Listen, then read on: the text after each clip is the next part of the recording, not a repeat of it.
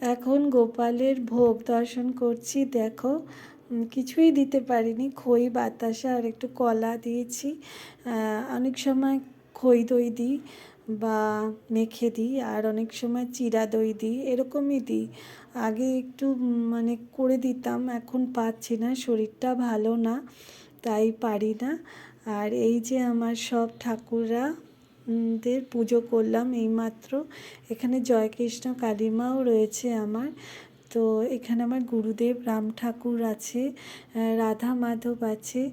তো আপনারা দর্শন করুন। তো এইটুকুই দেখালাম।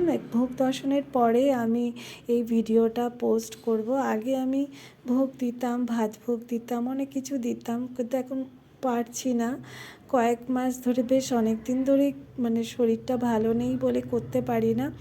তো ভগবানের কাছে মনের থেকে যেটা দেব, সেটাই ভগবান সন্তুষ্ট হয়ে নেবে, এইটুকু জানি।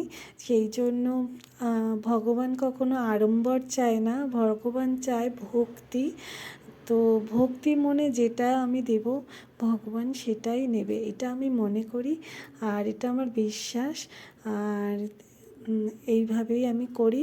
সে 4 বার খায়। সকালবেলা ঘুম থেকে উঠে 2টো বিস্কুট খেয়েছে আর জল খেয়েছে, এখন খেলো, আবার বিকেলবেলা খাবে। অনেক সময় 4বারের বেশিও হয়, 5বার হয়। যখন মিষ্টি আনি টানি তখন দিই। তো এরকম চলে। তো এইভাবে আপনাদেরকে একটু দর্শন করালাম, তাই এলাম।